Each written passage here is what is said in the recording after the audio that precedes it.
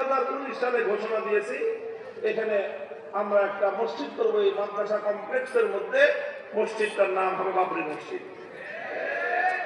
এই বাবরি মসজিদের কথা শুনে, কারণ তারা হলো 2022 সালে বাবরি মসজিদের জায়গায় রাম মন্দির উদ্বোধন করবে, তখন তাদের প্ল্যান।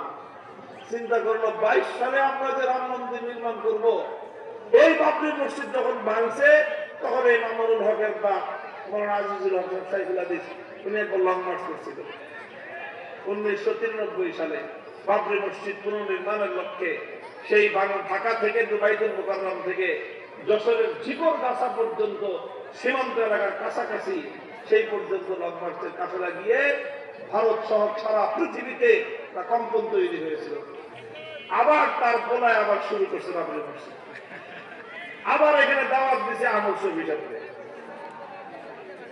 আহমদ শফি সাহেবকে দিয়ে শাইখুল ইসলাম আল্লামা শাহ আহমদ শফি রহমতুল্লাহ আলাইহি তিনি আমন্ত্রিত ছিলেন যে তিনি এখানে বাবরি মসজিদের ভিত্তি স্থাপন করবেন। সব কিছু তৈরি।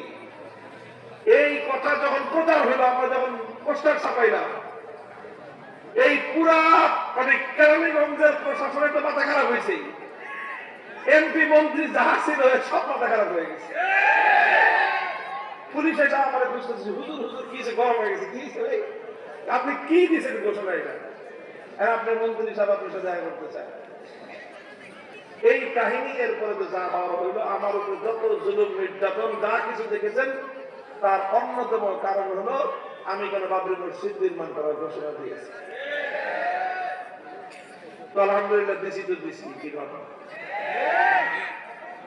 যা আছে কপালে ইনশাআল্লাহ বাবরি মসজিদ নির্মিত হবে।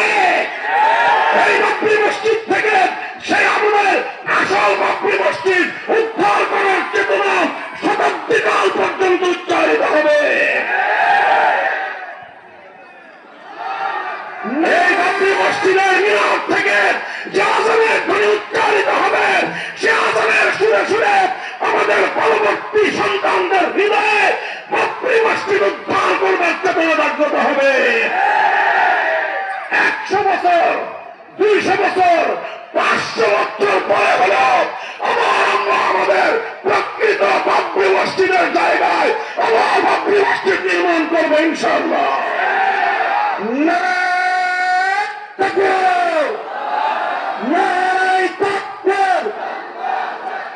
ইসলামের শত্রুরা হুঁশিয়ার সাবধান, জাত জাত জাত চাই, জাত করে লড়তে চাই। আপনাদের কাছে দোয়া চাই, আপনাদের কাছে দোয়া চাই, সহযোগিতা চাই। আমরা ইনশাআল্লাহ বাবরি মসজিদ হবে, এই বিশাল এখানে প্রতিষ্ঠান হবে, এটা আমি কান্দে করে আমার বাড়িতে নিয়ে যাবো। বরং আমি পারলে আমার বাড়ি নিয়ে আসবো এখানে, কি বলেন? কাজেই এই এলাকার প্রত্যেকটা মানুষের জন্য দায়িত্ব এবং কর্তব্য হলো এই কাজের সাথে অংশগ্রহণ করা। এখানে কিছু এখনো পর্যন্ত আমরা পরিপূর্ণ সমস্ত বিষয়গুলো সুসম্পন্ন করতে পারি নাই। সারা দুনিয়ার যেখানেই যাই সেখানে এখানে জিজ্ঞাসা করি বাবরি মসজিদ কতটুকু হয়েছে। আর আমি তো বলতে পারি না জায়গাটা, যেই জায়গাটা আমরা বাবরি মসজিদের নকশা করছি সেই জায়গাটা এখনো পর্যন্ত আমরা পরিপূর্ণভাবে নিতে পারি নাই। কারণ আমার পুরো জায়গায় একটা নকশা আছে না, এটা ম্যাপ তো করছি যেখানে মাদ্রাসা ভবন হবে, মসজিদের যে জায়গাটা। এখন আমি জানি না এই এলাকার মুরব্বী যারা আছেন আপনাদের কোনো দায়িত্ব পড়ে কিনা এটাতে। যদি না পড়ে তো কিছু বলবেন না। আর যদি আপনাদের কিছু দায়িত্ব হয় তাহলে আপনারা নিজেরা খোঁজ খবর নিয়ে দেখেন তো কেন এখনো পর্যন্ত বাবরি মসজিদের কাজ শুরু করতে পারলাম না। আপনারা সবাই চেষ্টা করবেন, দোয়া করবেন। বলেন আমি কি বেশি বললাম কথা? কোন অন্যায় কথা বলছি?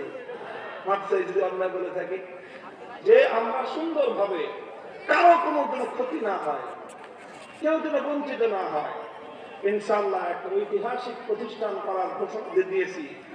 বাংলাদেশ না, শুধু ভারত শুদ্ধ যেই ঘোষণায় প্রকম্পিত হয়েছে সেই ঘোষণা বাস্তবায়ন করাটা, এটা হবে আমাদের শুধু আপনাদের এলাকার জন্য না, গোটা বাংলাদেশের জন্য একটা অহংকার এবং গৌরবের বিষয়। সেটা আমরা করতে চাই অতি দ্রুত। সেটার কাজ শুরু করার জন্য আমরা প্রস্তুত। আপনাদের এলাকাবাসীর সহযোগিতা চাই, দোয়া চাই। বিশেষ করে আমার মা বোনেরা যারা নীরবে নিভৃতে আল্লাহর কাছে বলেন, তারা কোনো মানুষকে শোনানোর জন্য বলেন না। আমাদের পুরুষ মানুষদেরকে মানুষকে দেখানো শোনানোর একটা বাচ্চা বেশি থাকে, মা বোনদের ইখলাস বেশি থাকে, তারা নীরবে আল্লাহর কাছে বলেন। কথা বলেন ঠিক না বেটে? যারা আমার ওয়াজ শুনলেন, কথা শুনলেন, সেই সমস্ত মা বোনদের কাছে আমার বিনীত অনুরোধ যে আপনারা বিশেষভাবে দোয়া করবেন, আর যতটুকু সম্ভব আপনারা সহযোগিতার হাত প্রসার করবেন। ইনশাআল্লাহ আপনাদের এলাকার এই মাদ্রাসা, এখানে আমাদের যেই মাদ্রাসা, মিঠাপুর মাদ্রাসার উদ্যোগে আজকে যে মাহফিল হলো, এই কলাতিয়া ইউনিয়নের সর্বস্তরের মানুষ, সবগুলো সমাজের মানুষ এটার সাথে সম্পৃক্ত। আলহামদুলিল্লাহ, এভাবেই আমাদের এই কলাতিয়া ইউনিয়ন ইসলামের জন্য উর্বর একটা জায়গা হিসেবে সারা পৃথিবীতে সুনাম ছড়িয়ে পড়বে ইনশাআল্লাহ। আল্লাহ পাক রব্বুল আলামিন কবুল করেন, তৌফিক দান করেন। আল্লাহর কোরআনকে কেন্দ্র করে যে কথাগুলো বললাম, আমিও যেন আমল করতে পারি। আল্লাহ পাক আমাদের সকলকে সে অনুযায়ী পূর্ণাঙ্গভাবে আমল করার তৌফিক দান করেন। ওয়া আখিরু দাওয়ানা আলহামদুলিল্লাহি রাব্বিল আলামিন।